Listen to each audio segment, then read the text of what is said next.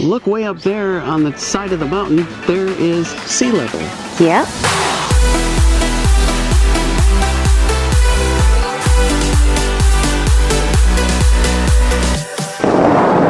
Welcome back, everybody. It's Jeff. And Christina. J&K Stay in Vegas. We are on another tour with MaxTour. Yeah, MaxTour said, hey, Jeff, Christina, we love that Grand Canyon tour you guys did for us. How would you like to do another one? And we said, yeah. And being from Southern California and now Nevada, we have never been to Death Valley. You can see it right behind us. So we're going to take you along and show you how we actually got here. There's a few stops on the way, so you definitely don't want to miss out. It's very cool. You guys, seriously, it's very cool. So come with us as we travel right back to here in Death Valley. A full day ahead here on J&K Stay in Vegas. Our adventure begins with MaxTour's signature door-to-door service. No hassle, no stress. We're picked up right from the Sahara Hotel and Casino, which means the day starts with ease and comfort before we even hit the road. Our amazing tour guide, Amber, sets the relaxing tone before we even hit the road. We're going to be traveling about an hour until our next stop, which is going to be in Pahrump. It's just going to be a gas station. It's a pleasure to have you all.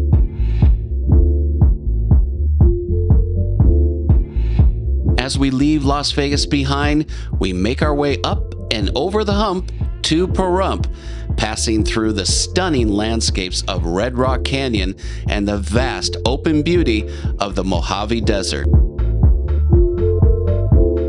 As you can see out both sides of the van here, we are out of the city and now we are driving through the Mojave Desert. The mountain range ahead of us, Red Rock Canyon, is just this way, so it's not about a 45-minute drive outside the city if you ever want to come out here and go hiking. We are going to be driving up through the mountains here, so please enjoy the view as we head over into Pahrump.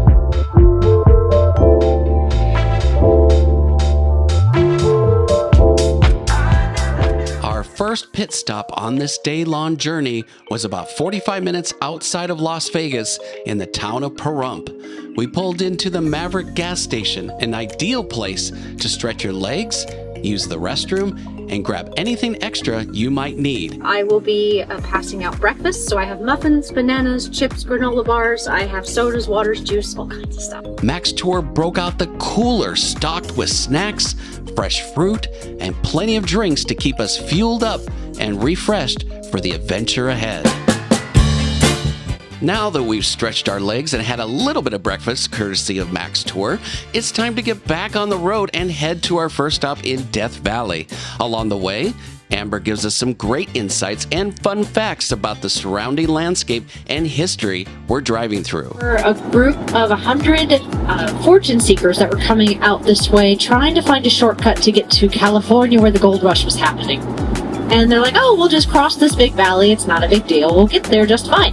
And yeah, it was not fine. They were crossing it in the middle of summertime. Ooh. So at the time, it was like 120 degrees during the summertime, which is roughly about 40 to 50 degrees Celsius, I think. It's pretty hot. They ended up getting stranded here in Death Valley, and they ended up having to tear down all 100 wagons that they had and eat all their oxen just to stay alive.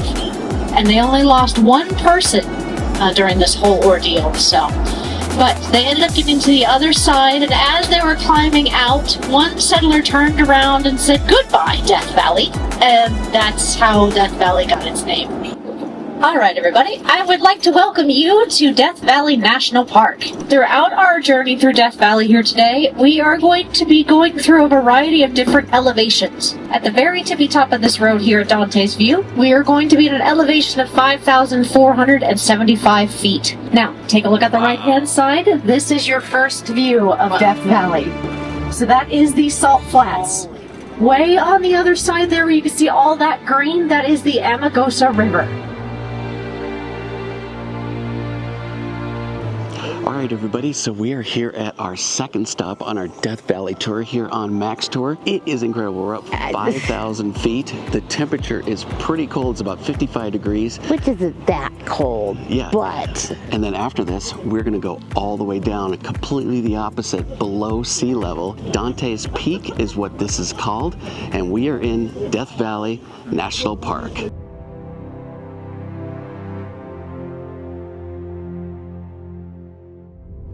We are eventually going to be right down there. There's actually people walking across there. They look like little ants from the highest elevation here in Death Valley National Park to the lowest.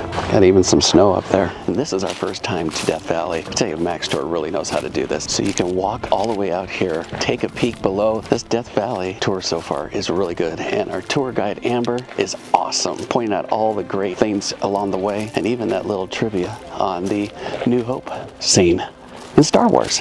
At over 5,000 feet above the valley floor, Dante's view offers one of the most breathtaking panoramic overlooks in Death Valley, with sweeping sights from Badwater Basin to Mount Whitney.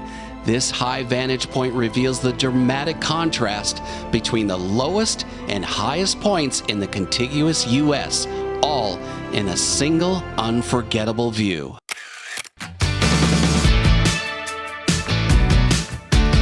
Green vegetation that's right here, and right and left side, this is where Furnace Creek runs into.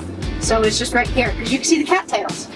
And originally it created just a little green oasis right here. Now obviously the trees and stuff have been tended to by humans now, but it looked a bit different whenever just the tribe lives here. We next pull into the heart of Death Valley National Park at Furnace Creek, a central hub for visitors and a great place to learn more about the park. The one thing we like about the MaxTours, even though they have 2-day tours, we really like the day trips, because when you're coming from Vegas, the day trip is something that you can easily do without, you know, spending a couple days away from the strip. Yeah. So I think and that they get a lot done in one day. Yeah, you get a lot done in one day. We're gonna go over here, check out Death Valley now that we have arrived here, and take you on to some other spots here on our Death Valley tour with MaxTour, right? We took some time to explore the Furnace Creek Visitor Center. This well-designed center offers engaging exhibits about Death Valley's unique geology, climate, and history. We also browse the park store, which features a wide range of educational items and souvenirs, with purchases supporting the park's educational programs and research. Now, we mentioned this before, like in our last video of the Grand Canyon. MaxTour is really cool because you don't have this huge bus.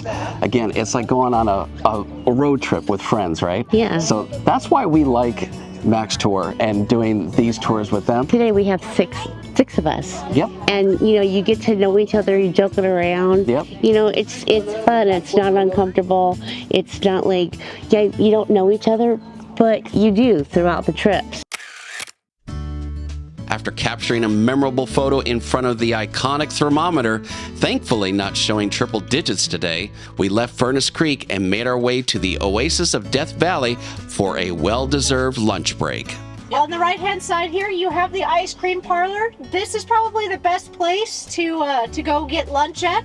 Their ice cream is phenomenal and their food is pretty good. The Oasis isn't just a pit stop, it's a full hotel experience tucked right into the heart of Death Valley, complete with dining, lodging, and a surprising bit of luxury in one of the harshest environments on Earth. While lunch isn't included in the tour, this spot gives you a chance to grab a bite, cool off with a sweet treat, or stock up on snacks and souvenirs at the nearby general store. We take about 45 minutes here to eat, recharge, and soak in the views, then it's back on the road as we continue our journey through the incredible landscapes of Death Valley National Park. As we wind through the hills, keep your eyes peeled. Up ahead is Artist Palette, one of the most colorful and surreal landscapes in the park. The colors are all natural, and there's a fascinating story behind how they got there. So our next stop, guys, is the Artist Palette. You can see right behind me, it's over 5 million years of volcanic activity. So check it out. Over 5 million years ago, volcanic eruptions blanketed this landscape with ash rich in minerals like iron, aluminum, magnesium, and titanium, but no copper, which were later altered by heat, water, and oxygen to form colorful deposits. Red hematite and green chlorite are just two of the vibrant minerals that paint this slope, creating a natural artist palette that shifts with light, clouds, and rare desert rains. In fact, even in Star Wars, R2-D2 rolls through Artist Palette in search of Obi-Wan Kenobi before getting captured by Jawas in Golden Canyon. And yes, Amber was kind enough to take another great shot of us in front of the vibrant hillside. Now it's back on the road. Next up, a landscape like no other.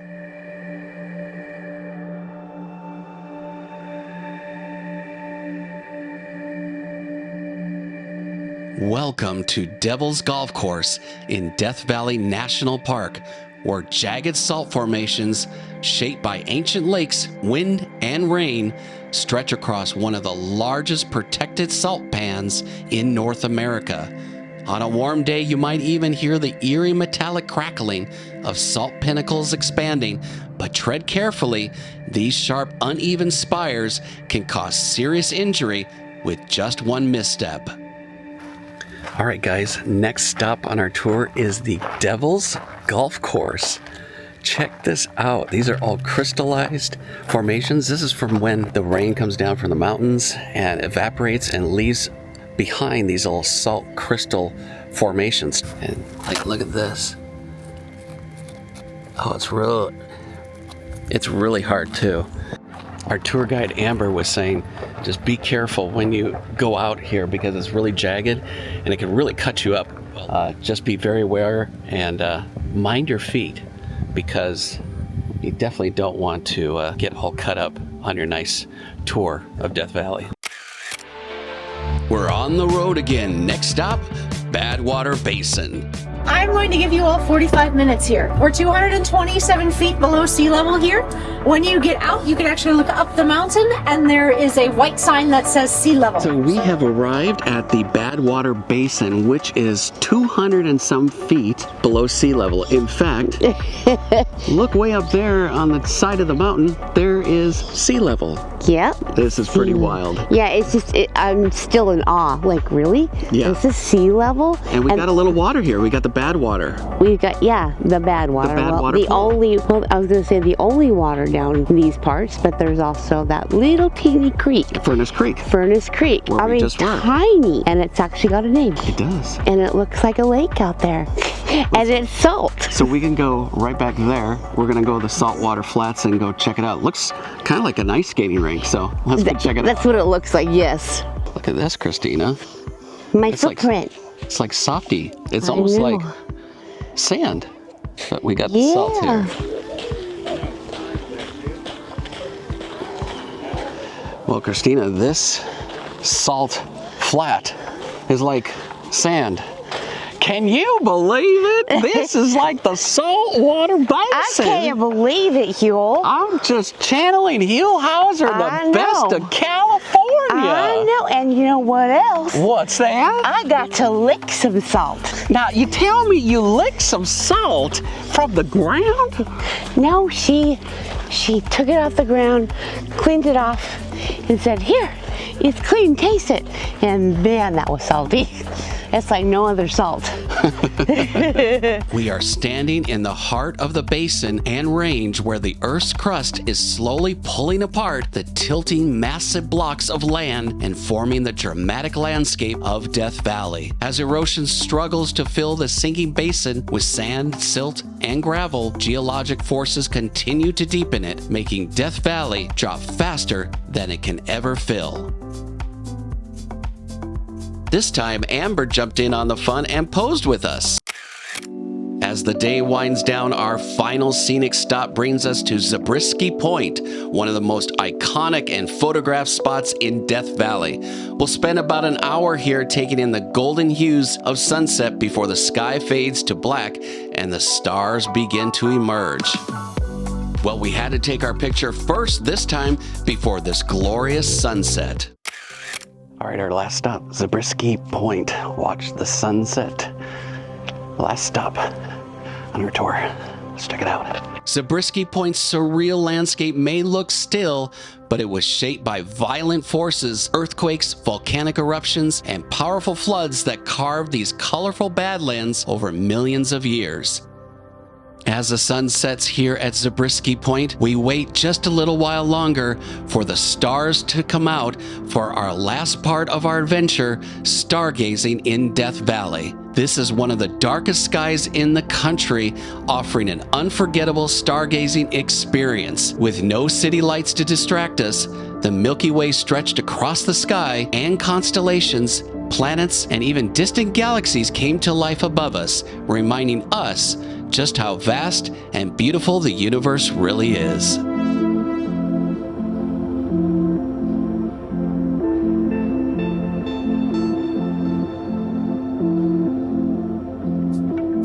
We'll make one final pit stop in Pahrump for a quick bathroom break and a chance to stretch our legs before heading back to the city lights. As part of the 5-star service that MaxTour is known for, the ride back includes drop-offs at each of the hotels where our fellow passengers were picked up earlier in the day. Truly door-to-door service. We're the final stop, returning to the Sahara Hotel, wrapping up an unforgettable day in Death Valley.